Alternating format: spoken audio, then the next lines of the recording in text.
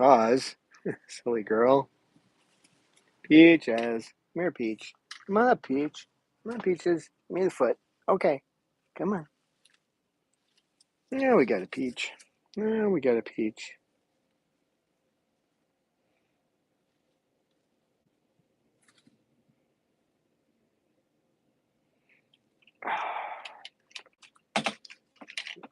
This thing where it needs to be. Yeah.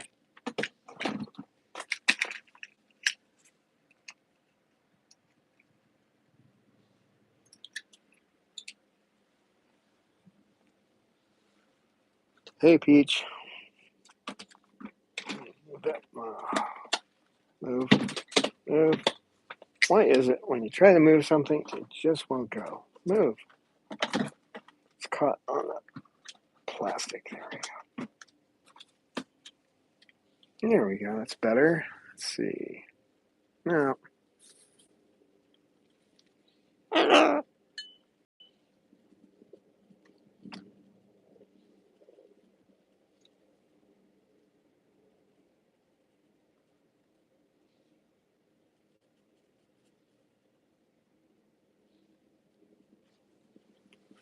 I can see that you're there. That must be Anne-Marie. Amy?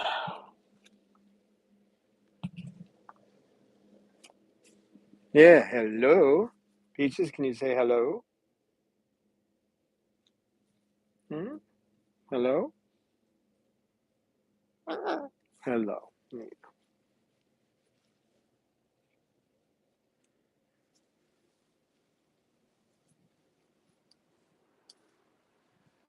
Yeah, I totally forgot to go in there and set that up. They really should have a way where you can schedule this stuff easier.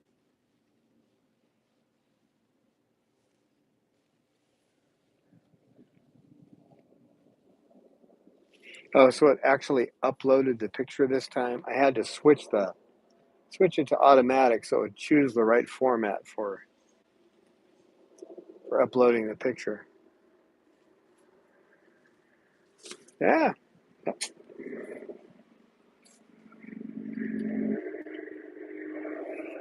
What are you doing?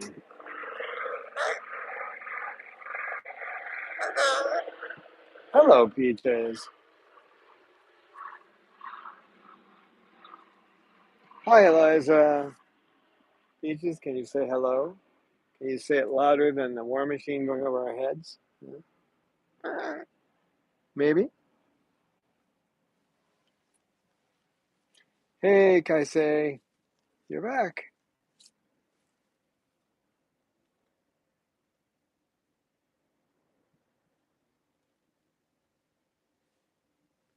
He's a hugger. The hardest part is getting him to stop hugging. Isn't it, Mander? Yeah. He will bury his head in you, this one. Won't you? Won't you?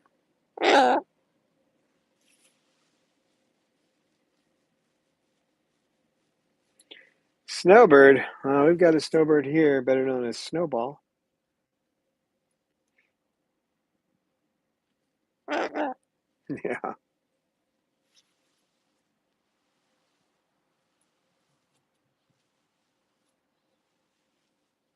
Yeah, he's a sweet boy, aren't you, Kai?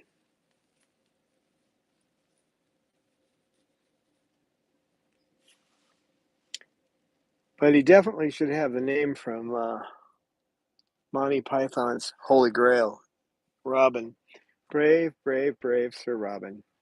When danger reared its ugly head, brave Sir Robin bravely fled. Didn't you? Yeah. I don't blame you, though. You don't move that fast, do you? Nope. You don't move that fast.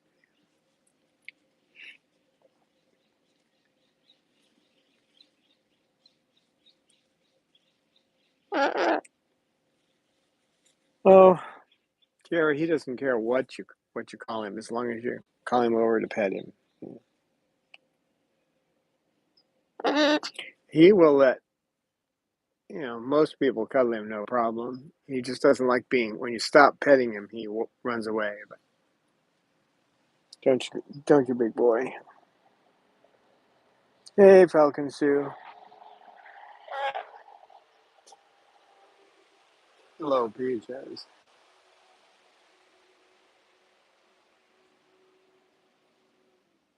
Peach, how are you in there? Hmm. Yeah, she had her injection this morning, so she took that pretty well, but she's been yelling a lot. She's been bouncing up and down in her cage, but instead of doing her cute little sounds, she's been doing her yelling sounds. So I don't know exactly what that means. Nope.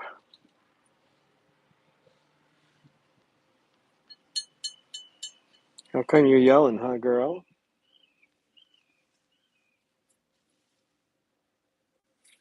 You know what that is, don't you? You know that's a hawk, baby hawk.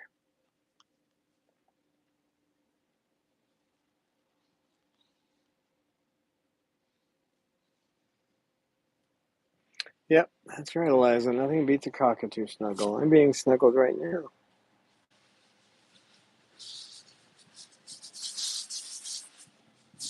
She has one more shot on the 28th, and then we're supposed to see how she does. But I don't know. She's had a lot of good time, but she has moments like this morning where she's hanging on the side of the cage, bouncing, but yelling that sound that usually means she's upset. So don't know how you're doing, Peach. Can't ask you. Nope.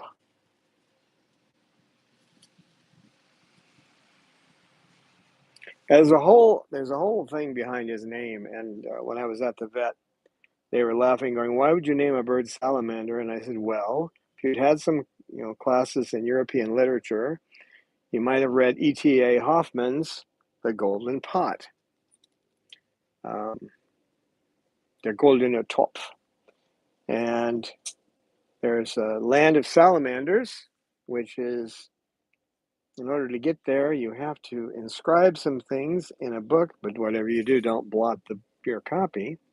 Back in those days, they had to copy things by hand. This is a story written a long time ago, so in fact, I'm not sure of this, but I think that's where we get the term upsetting the apple cart, because that's how the story starts. This young student is running down the street, and he's in a hurry to get to his classes, and he's kind of a klutz, and he bumps into this old lady's apple cart. The apple cart falls over, so he's trying to help the old lady pick up the apples, and he's reaching in to take what little bit of money he has and gives it to her. And as he walks away, she yells, "Into the crystal you'll fall." And there begins the story. So knocking over the apple cart causes all kinds of things. Gold green snakes, the fire lily, who the salamander is in love with, the head of the salamanders, the fire lily, right? Yep. And he was a fiery bird when I first met him, too. He was a fiery bird. In fact, he was a cruise missile. The lady who had him, he had developed a distinct dislike for her, so he would come flying across the cages and try to get to her. She was shocked when I just put up my hand and stop him. That big beak, I just put my hand up and said, "No, you don't want to do that." He'd stop.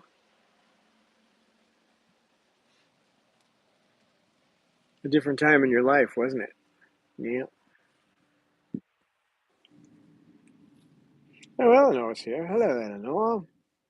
Uh, she's been better. She's talking, but she was been bouncing in her cage, but she's been yelling.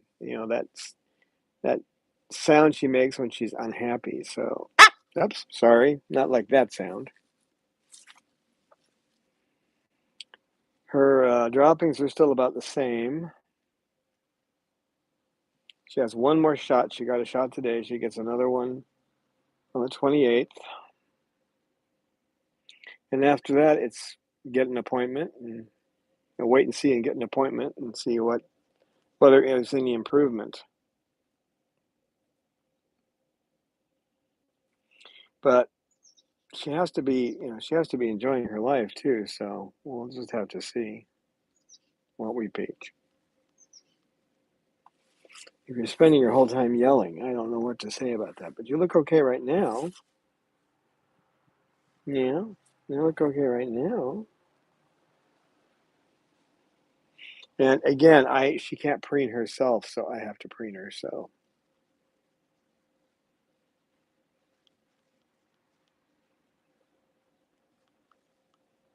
yeah, we have another bird like that. We had a bird who was named. They named their birds AA, BB, CC, DD. They were trying to be breeders.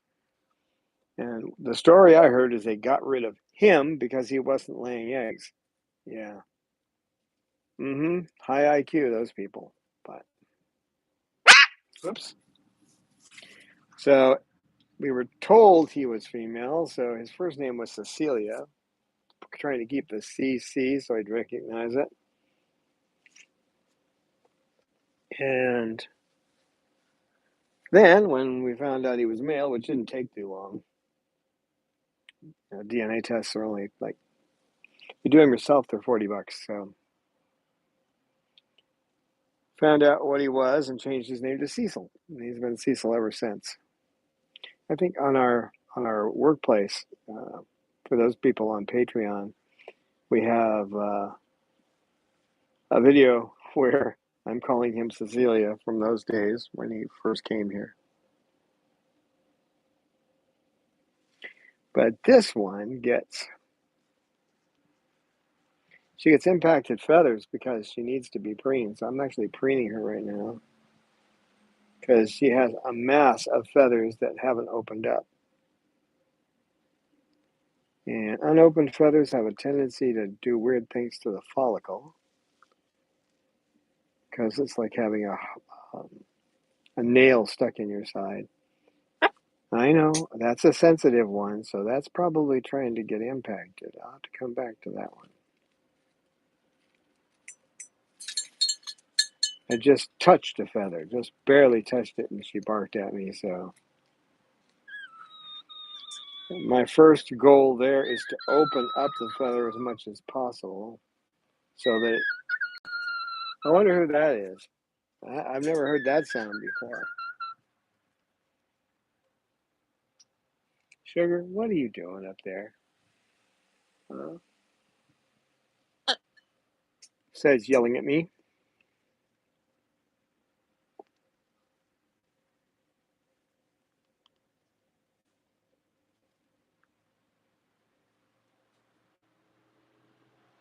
Yeah, there's no two alike. Yes. I don't want that wine. I don't have a glass for it. I don't have a glass for all that wine. I don't.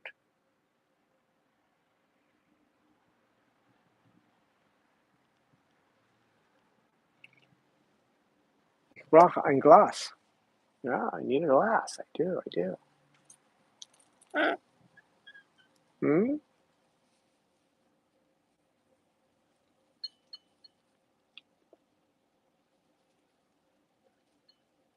Next time, bring me a glass, little girl.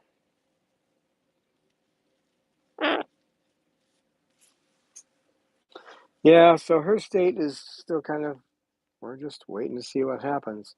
It's not a good sign, though, that she's yelling as much. But then again, she got her shot today, so we'll see. She used to bounce her head and vocalize positively. She'd stop to sing when it was her song or something. But now it's that, it sounds like a yelling child, she makes that sound when she's really upset or she wants something.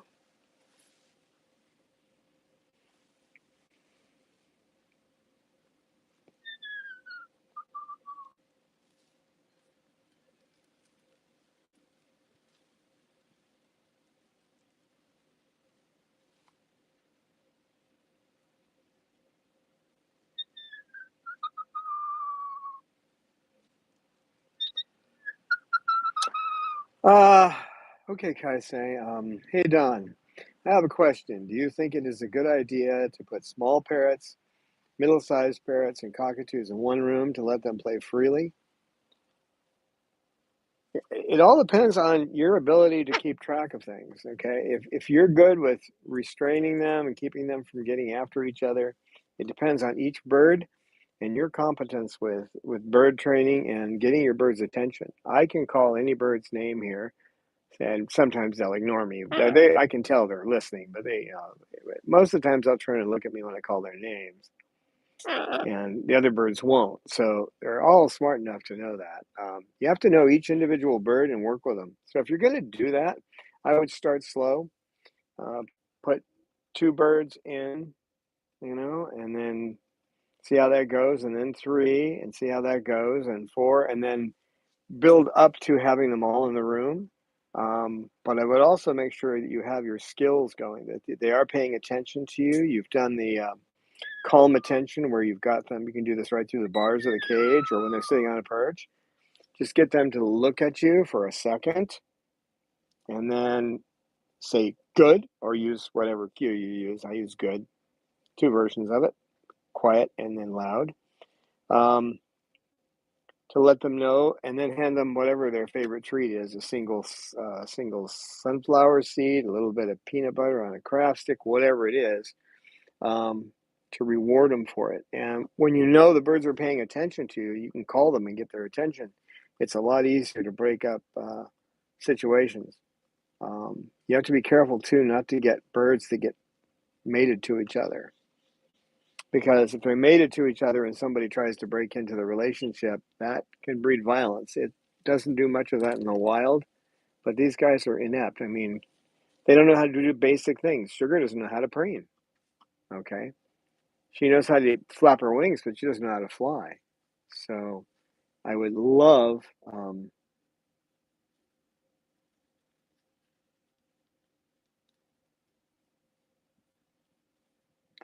if you're going to leave, no, I would not, definitely not leave. I don't leave birds out here unattended. The only time I ever leave them unattended is when I'm moving birds back in or bringing birds out. And I try to organize that so that the ones that have the least chance of being aggressive go in first, and the ones that have the most chance of being aggressive go out first, or the ones that are most likely to be attacked come out. So, like in this situation, salamander will come out first. Peaches will come out because she's not well. So then salamander comes out. And then after that, because those are the only 2 in this situation that would cause an issue, with him it would be being chased by Jasmine or Sugar. And with Peaches, I just don't want her bothered. So once after that, I just come to the door and somebody will come over and I take them out. And then somebody else will come over and I take them out. Bringing them out, I bring them out in a specific order. And it's funny too, because I bring Lucy out close to the end because she vocalizes and flaps her wings and makes a whole bunch of noise. So I bring her out close to the end because just to keep the ears of the neighbors less thrilled by the sound of a bird, let's say.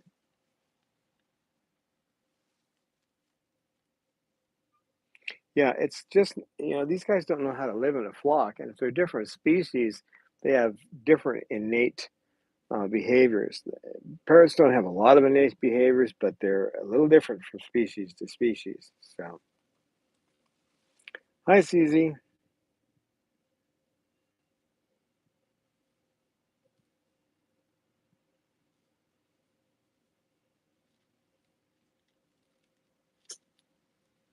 Oh,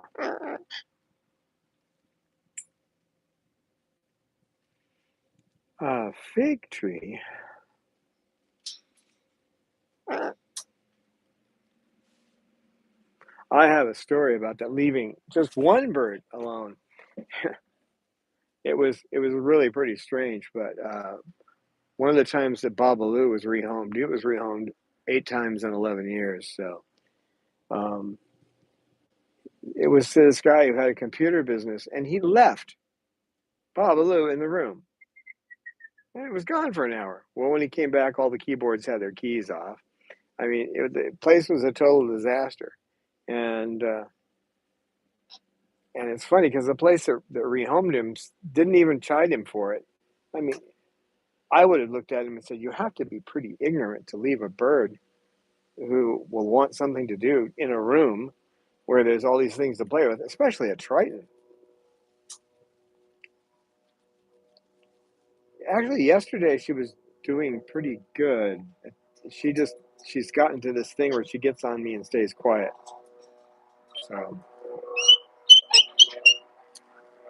So Michelle, she was doing pretty well until here we go with one of those. I know. Hi. It's all right. You can sing. You can sing. That's all right. You don't want her around, no?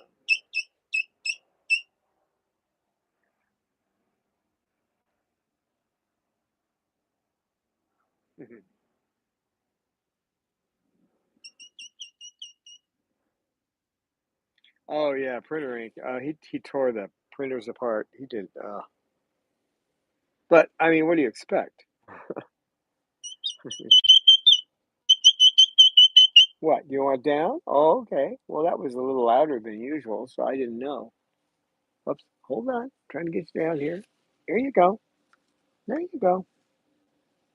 There you go, Jasmine.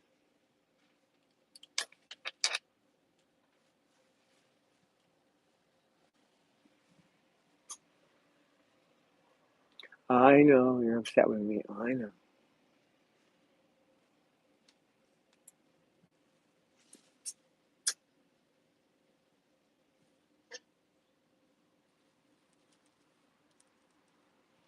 Eleanor says, Peaches, you're being outsung by Jasmine.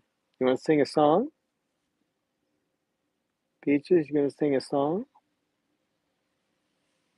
Peach? Yeah, she's a little distant today. She was yelling in her cage. She was bouncing up and down like she was happy, but she was making her unhappy sound, so I don't know what that means. But right now, she's looking a little distant. Hello, Peaches? Can you say Peach? Peaches, I love you. Peaches, I love you. Hello? Hello? Hello, Peaches. Yeah, so this isn't normal behavior. You're not feeling too well today, are you, baby?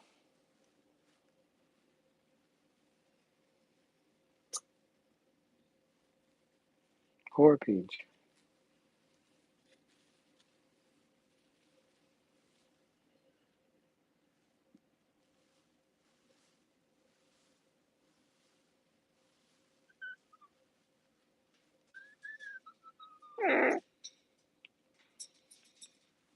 Well, yeah, it's because, the reason they get rehomed is because people don't know what they're getting. They have no idea. They just think, oh, it's pretty and they can keep it in a cage. It doesn't work that way.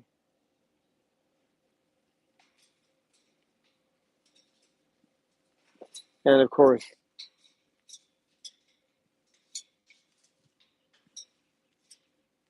the monetary system here is sell a bird. I actually heard one of this place is closed down now, but I used to call it bird hell. But I actually heard one of the salespeople going, well, you can buy this bird and get a small cage and then buy a bigger cage later. And I'm going, no, that's not the way it works.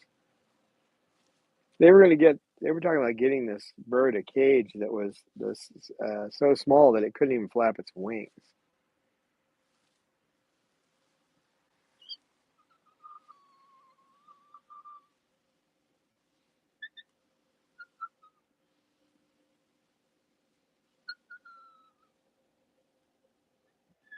Well, actually, CZ,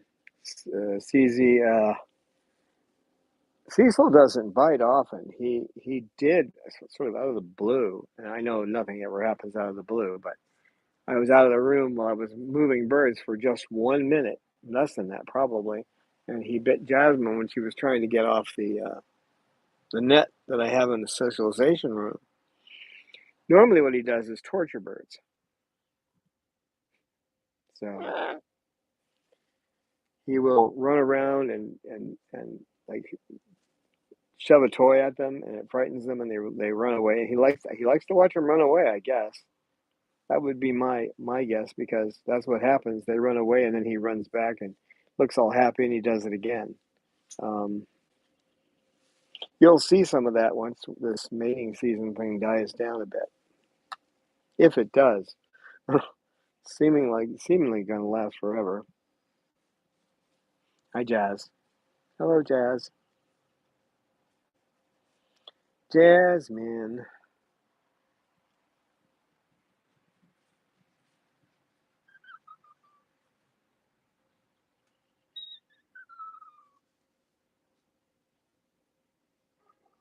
Well, usually, it's easy. A parrot will torture a human mate. They'll take your mate, and then they'll go after him if you've got them bonded to you. So there's ways to deal with that, but just because they're bonded doesn't mean they have to be aggressive to others. But it sounds like your bird is mated to you, so sometimes you can't help it. Normally, it's from petting them improperly. As you see me petting Peach, which there's no choice; she has to be preened, so she can't open those feathers. I have to do it.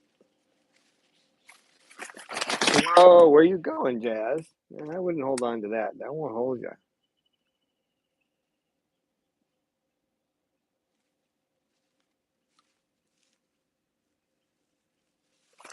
Eliza, I know somebody. I call him the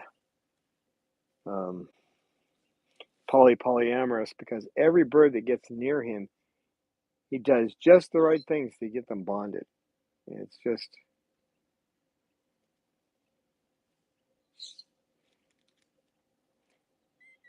his wife has tried time and again to get a bird in her life, and he just steals them every time. And it's just his basic way of dealing with them. It's not like he's trying to. But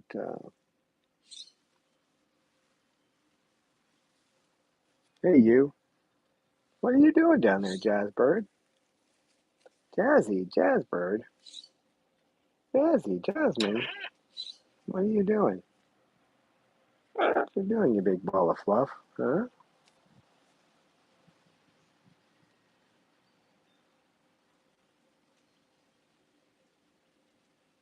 Yeah, you can't really possess them. They can possess you, but you can't possess these guys. So if you're in a relationship and you think you're going to get a bird and it's for you, don't count on it. They'll make their own decisions. But just because your bird becomes bonded, and if you're petting someone like I'm petting Peaches, you're going to ask for that. With most birds, I just pet them on the head. Maybe once in a while, I go a little bit down the neck, but it's or I also will do certain behaviors like get them. She's just learning to put her feathers out for the vet, so I'll do targeting like that. Put a finger under her wing to get her to do the display. She's learning that particular behavior. Yeah, it's funny too. People, I mean, it's not good to put two birds in the same cage, but people will do that, and then they can't understand why two birds won't like each other.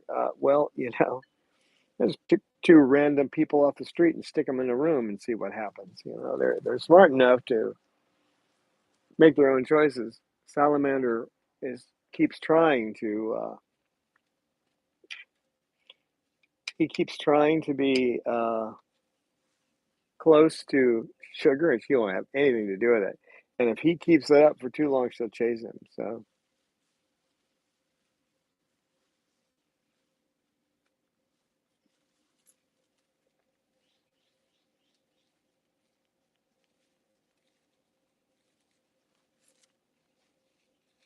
yeah, they they'll be loyal to you for a lifetime if they bond to you, but that brings with it some other issues, like and you have to train them to deal with other people, and that takes a little more skill. The average person really should study a little bit and work a little bit to know those skills, because They're not that hard to learn, but if you don't know, it's all right, Pete. It's all right. She's just climbing up. It's all right, Peach. You don't have those skills, and you run into a bump in the road. What do you do? So,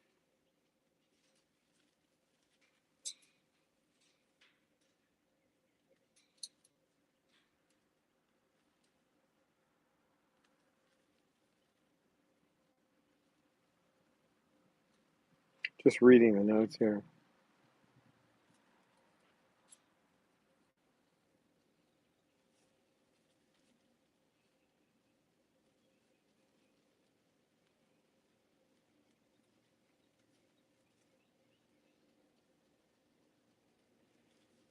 Oh,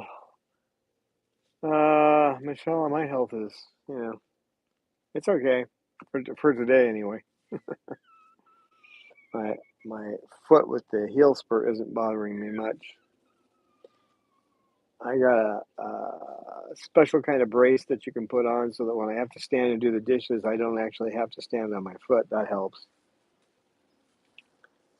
And everything else is going about the same. So, except for Sugar, she's not going the same.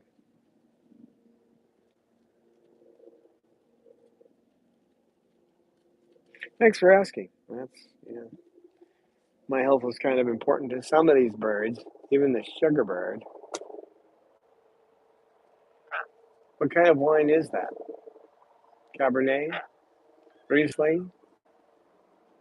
Ein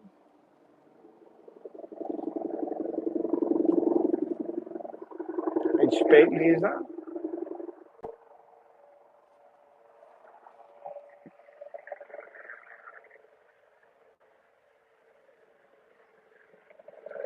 Well, I had some concerns about sugar over the last couple of days, but I'll wait till the warmongers go by.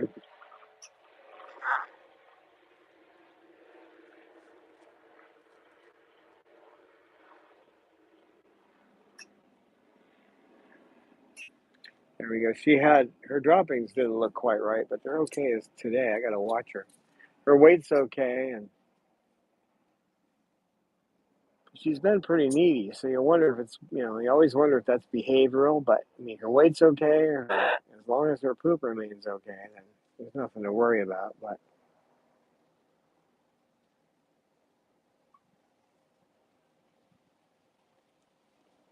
those are the two main indicators. She doesn't have any problems with her nares, and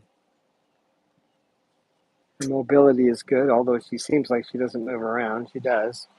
But when she wants to, don't you? Don't you?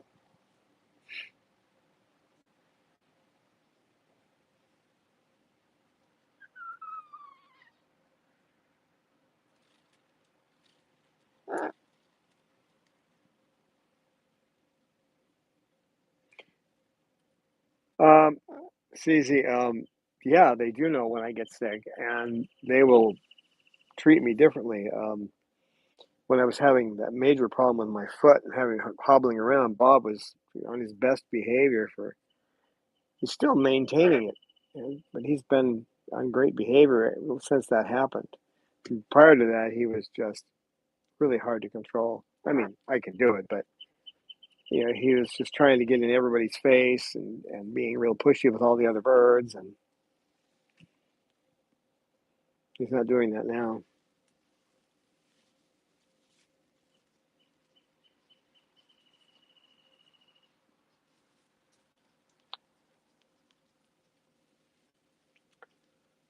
Um, well, when you get to be 68, you've got so many things. I'd be taking all kinds of alternative. I actually don't believe in alternative medication. What do they call or alternative medicine? What do they call medicine that works? Or alternative medicine that works? They call it medicine, but um, so I've seen a few things that weren't, approved by the FDA actually work, but most of those were my grandfather, so he was not a nice person. But he did know some things about health.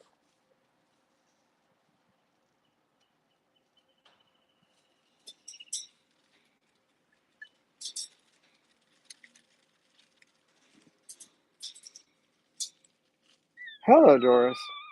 Yeah, you know, for raptors in the United States, you have to be licensed to own a raptor, and they're nowhere near as intelligent as a parrot.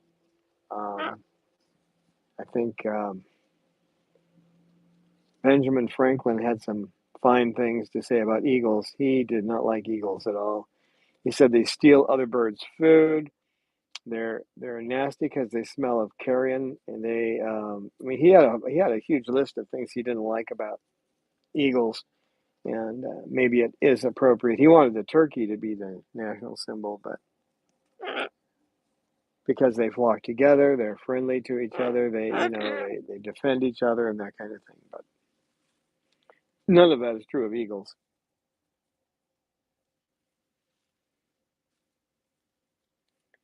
But you have to know the biology, the biology, so that the basic body parts, the physiology. You have to understand how everything works that way, plus the behavioral side to have a raptor. But these guys who are so far more intelligent and actually could do more damage to you than a raptor could. Um, if you did the wrong things that caused that, it would be the person's fault, not the bird's fault. But they're just unregulated. Anybody can go and buy one.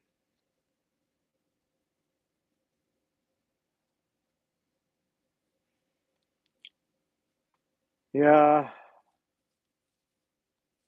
all I can say, Kai say, is I'd rather be there. But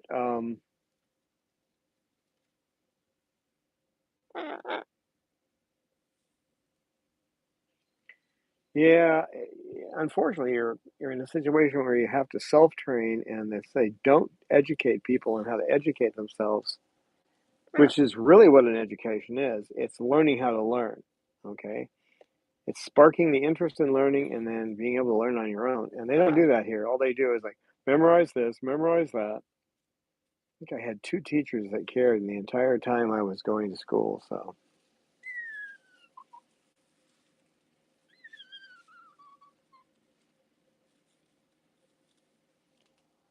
hi, hello.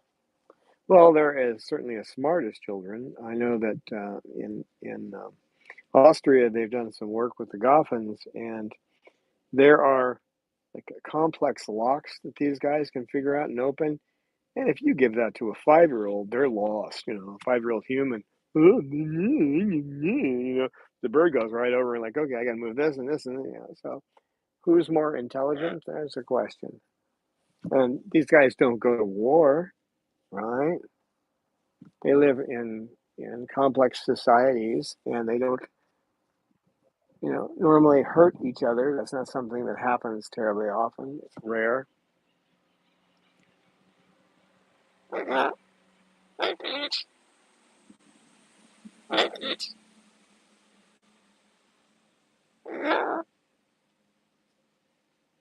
Yeah, probably Norway has the best rules in Europe, but and on our website, if you look under resources, you'll see a translation that one of our former volunteers did, who now lives in Norway.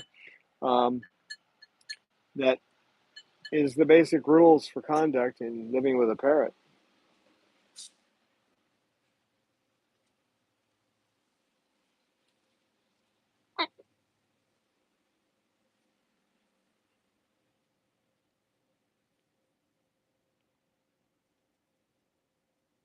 Yeah, it's too cold, but they keep them indoors. So, but they have rules, and of course these guys really shouldn't be indoors. They should be allowed to fly, as in Parrot Confidential when somebody said, "Oh, thank you for the super chat, Amy. Appreciate the donation." Um, Somebody asked, "Well, what would be the right size cage, for this bird?" And the rescuer said, "Oh, about 40 miles by 40 miles,"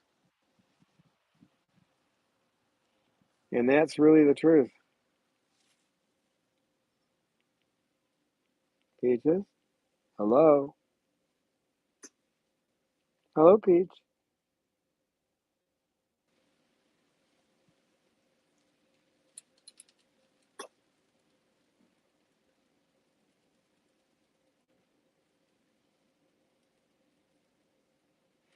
Well, if you go out and bring home a rescue, you don't have to feel bad about it. You do your best, but learn as much as you can so that you don't make the situation worse. But the best thing to do is to get rescue birds. Don't ever buy from a breeder. They are the problem.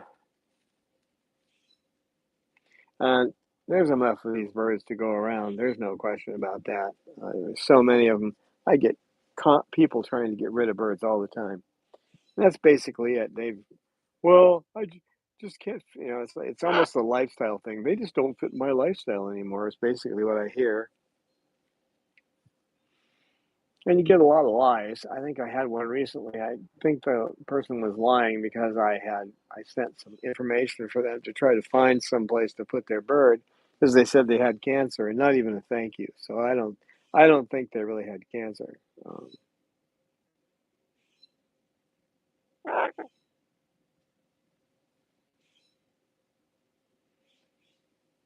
yeah, well, Drumstick's doing what Cecil likes to do. Cecil likes to hang from the top of the cage or walk along upside down. He's definitely a Luke Skywalker.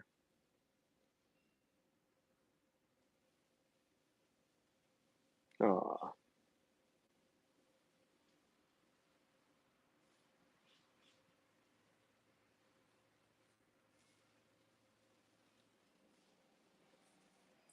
yeah. With a rescue, you kind of know what you're getting. When you get a baby, the baby's the worst to adopt. If you get a baby from a place, you're asking for trouble because when they go through their, from 3.5 for a larger bird, of 3.5 years on up to 6, you're talking about adolescence. And if you've ever been around an adolescent human, and how irritating that is, when you're dealing with an alien, something that you're not used to, some species you're not familiar with, and they're going through that, it's pure hell. I'm telling you, you don't want to have to do that. So,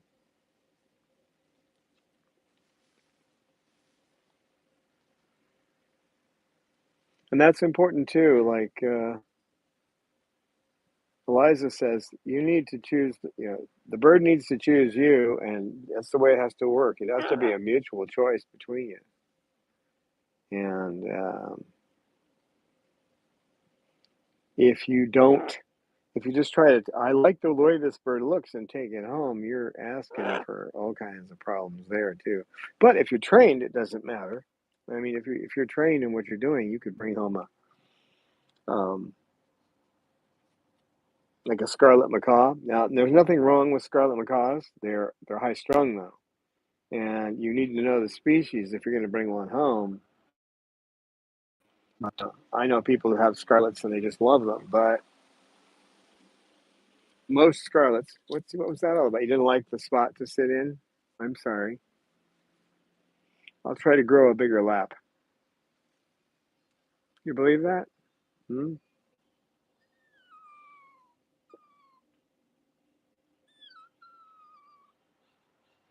Oh, you don't want baby birds. No, you don't. Mm-mm. First of all, they're brought into a world where they're going to be unhappy, so you don't want to do that. It's raising a baby bird is difficult, and when they reach that stage, as before I established the sanctuary, Lorelei was I got Lorelei for Chloe because she couldn't have a baby. And you're talking about somebody who didn't know what he was doing. I raised her from 3 months up, feeding her 4 times a day.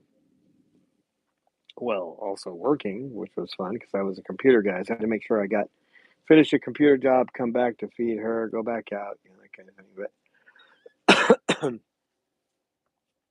and then when she became an adult.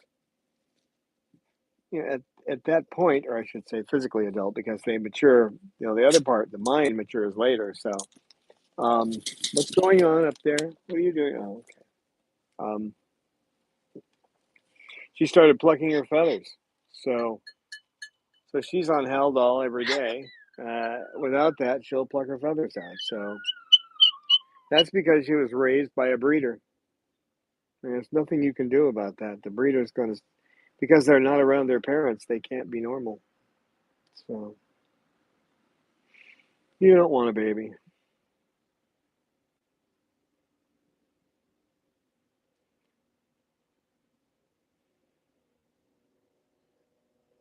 No, it's around 3.5. 3.5, they reach sexual maturity, and around 6, they've reached their full adult maturity. So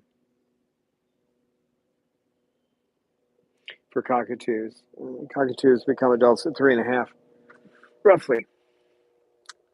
Shouldn't say adults, sexually mature, and then they become adults at around 6. But you don't want a bird that's vibrating or flaring its tail, and people are going to try to figure out what's going on. Why are they doing this? Or they pound their beak on your arm. What does that mean? I mean, there's all these things you don't understand. So,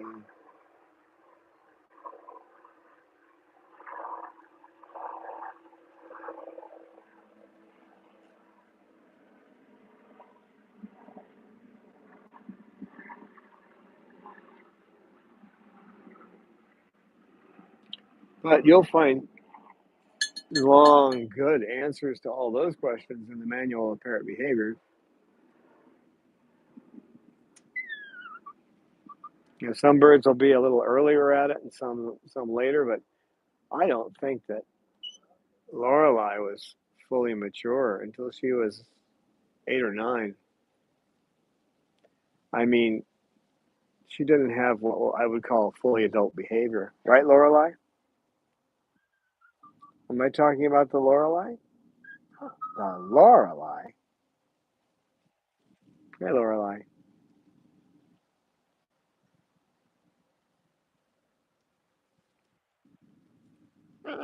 Lorelei would like to come over and sit on me, but she doesn't like getting around Cause, and I keep Cause from going after her, but she still doesn't want to do it.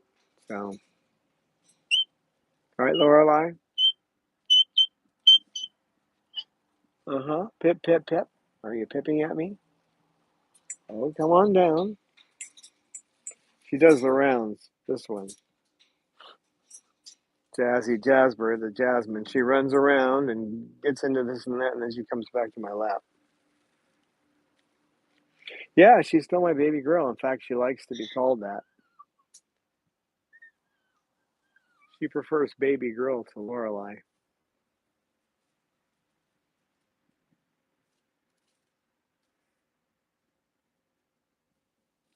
Yeah, he was a funny. Yes, he was a funny teenager. Oh, he was all over the place.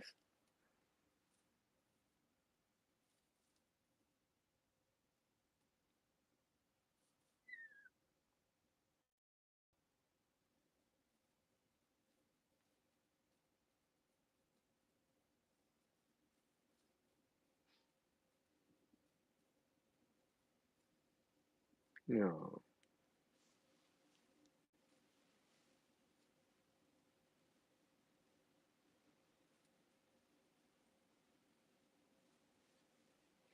When you see these, talking about birds that want a flock of their own, Eliza was saying, when you see these birds in the videos in Australia, they're in Indonesia too, but you aren't going to see many videos of those. I mean, it's just wall to wall trees.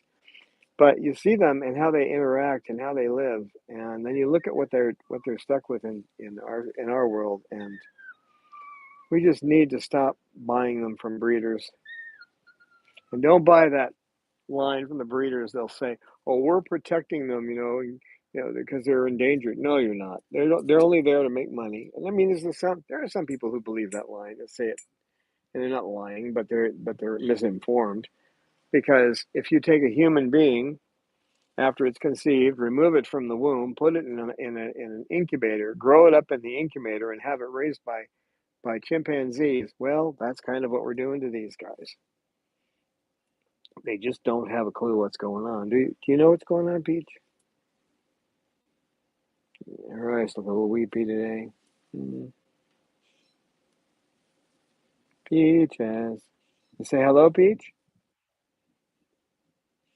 Peaches. Hey, Peach. Hi, Jazz.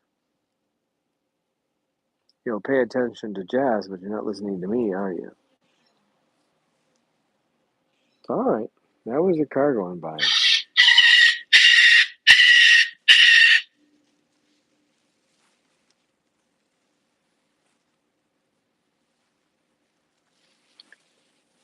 Well, Mick, if you learn how to train these birds, then they're not a pain. All the ones that came to me had their issues, but they pretty much get along, except for mating season when they have to be separated.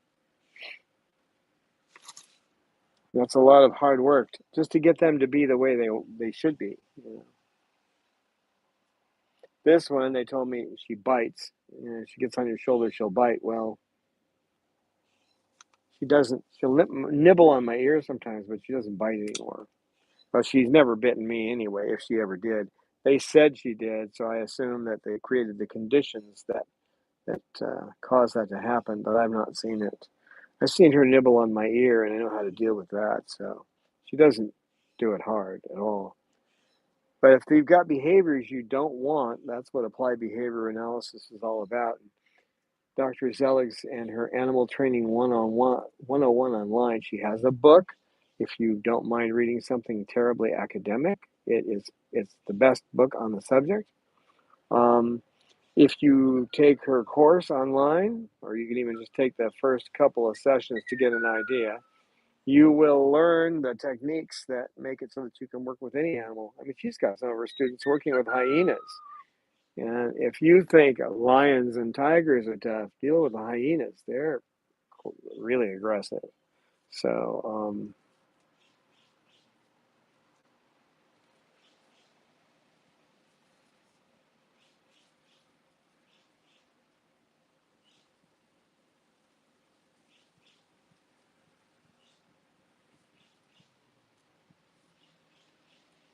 yeah, I took that course and it literally changed my world. I used two of the principles right off the bat with a yellow crowned, or excuse me, a double yellow headed Amazon that nobody can get near. And I said this before, but you know, it was a week and he was out here in the aviary with us and he'd come down and sit on my lap. Oh, no man can touch him. Well,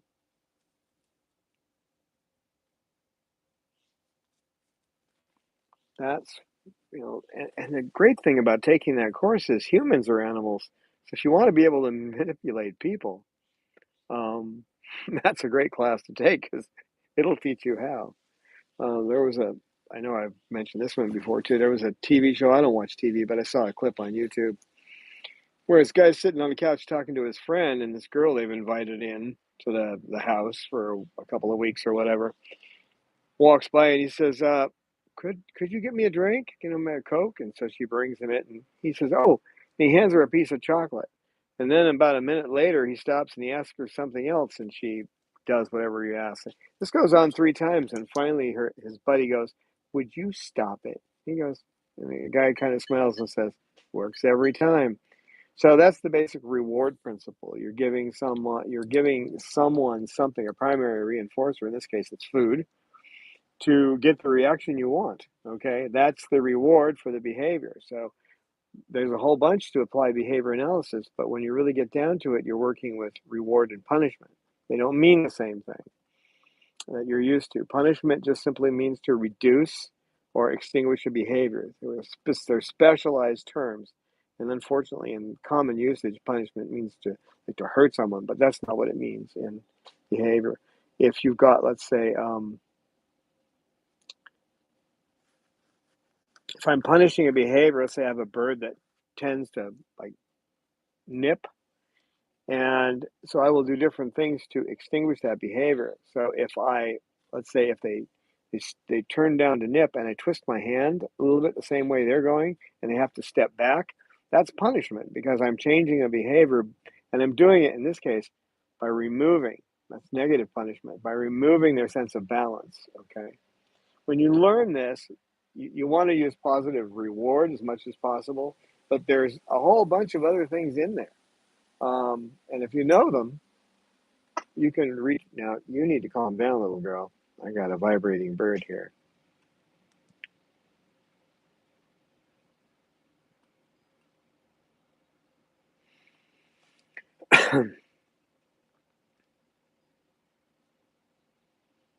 Well, that's good, Mick. I'm glad you have a bird that's fun. You know, some birds um, are more docile than that, but I like the birds that get into things. These birds right here are calm because I don't have the boys in with them, except for Sal. You know, Sal is an honorary. He's an honorary girl because he comes in with the girls, just like Pip is an honorary boy. She comes in with the boys, and that's just because of the way it works. You know, you have to make exceptions where exceptions work. So if you take Zelik's course, and I'm not affiliated with her in any way, the only thing I've ever done with her is give her money for the courses, and you do them as you. They're all recorded, so you do a 2-hour session. You can do it in an hour and then break, and then come back the next day or whatever. And you've got a year to go over them. If you can't work with animals after that, then I don't know what to say because she's really good at teaching. She shows you how to fix mistakes you make and everything. It's just great.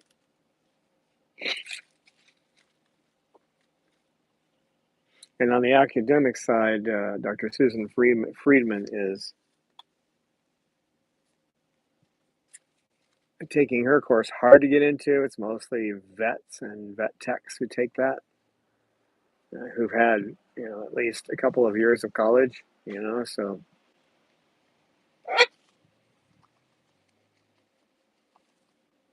I don't think she does anymore. She used to offer a free course too. Um, and you might have to wait for a year to get in the free course, but the thing is, there's no interaction. You have tutors that help you, but it's all like through text and everything. And I haven't seen people learn too much from that. She's trying to teach that way, but I think you need the interaction because it is an interactive study. And with Dr. Zelik's course, she's all about training. She's been doing. Oh, thank you, Amy, for that super chat for sugar. Oh, sugar, French fries. Oh, I don't know. Do you want French fries, sugar? You want French fries? Yeah, that's a running joke. This one, if I take her anywhere, I have to stop and get her a French fry. So,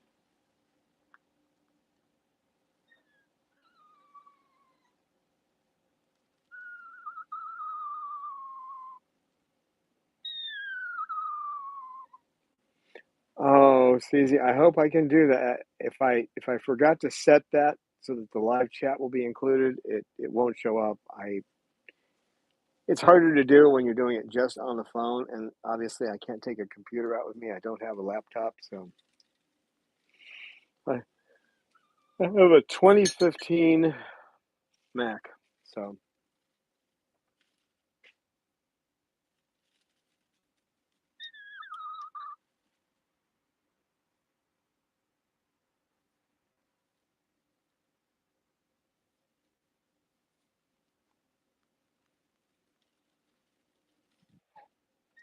sugar.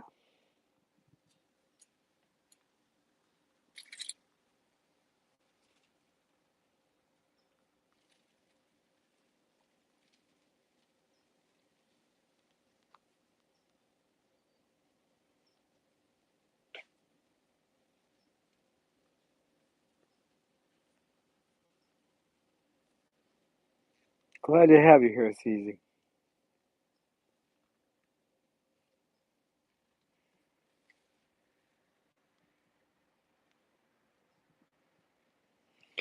Yeah, but you only see about a quarter of their eyes. They're huge because they do much more than our eyes do. The world they see heat and heat waves in the air. They can see so much that we can't see. You can see the blood moving through our veins.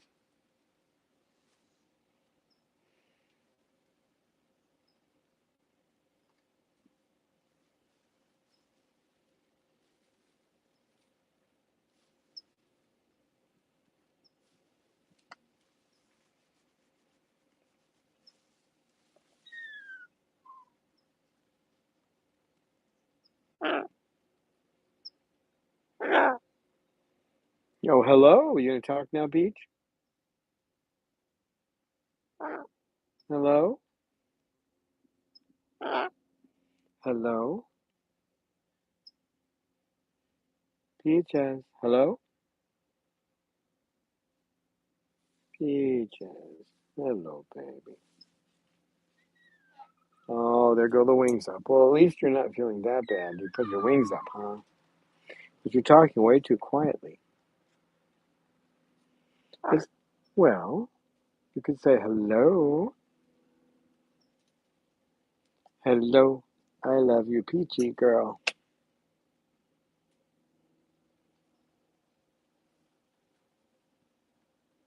You're having one of your tough days, baby. Peach.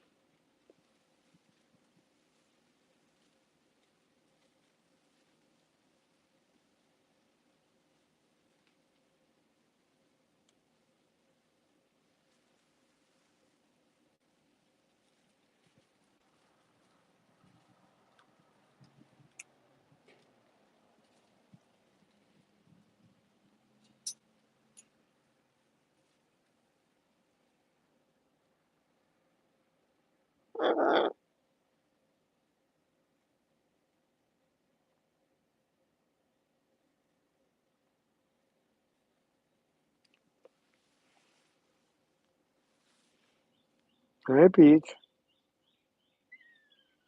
Can you sing, Peaches? Would you sing for us? No singing today?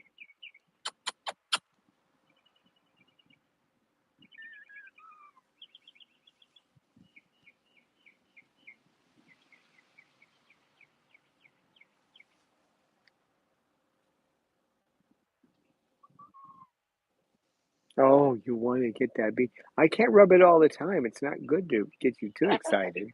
No, I can't. Just a little here and there. It's all I can do. If I rub your beak too much, then it just gets you all wound up. We don't want to do that. No, do we? Well, maybe you do.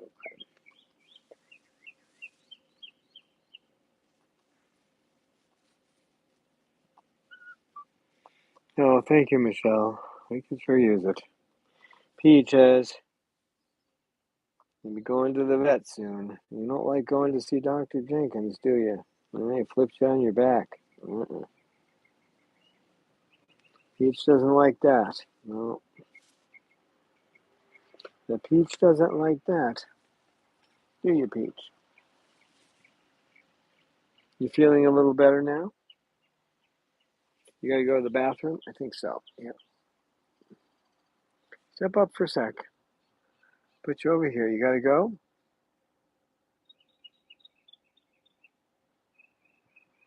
No? Hmm? Peaches.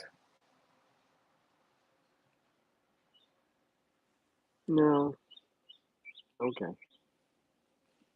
Climb back down. Yes, thank you so much. Ah, just so tough taking care of these birds, isn't it, Peach? Hmm.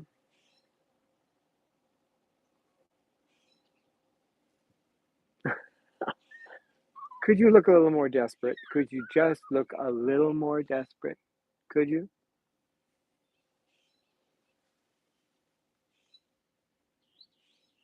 Cause is on my lap. Right there. Lorelei, hold on. Let me disconnect this so I can show you where they are. Reverse the camera. Lucy's up there in her usual spot.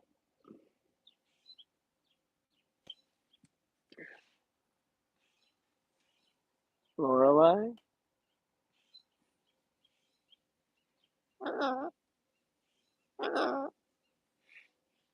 Oh, see, they're all here.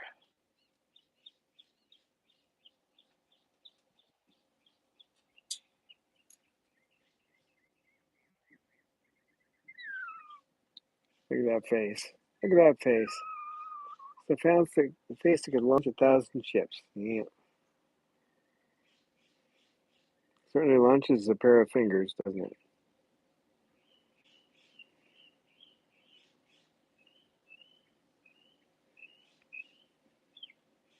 Well, I've got to focus on the birds now, folks, but thank you so much for being here. And we'll see you next time. Yeah. Wait a minute. Hold on. I'm trying to get this back up here. Yeah. There we go. Thanks, Amy and Eleanor, for helping out, and Michelle for what you're doing. Kai say, I appreciate your being here every time. And it was good to see you today, Mick, if you're still here. And I'm just making sure I'm trying not to. I know CZ is gone. Eliza.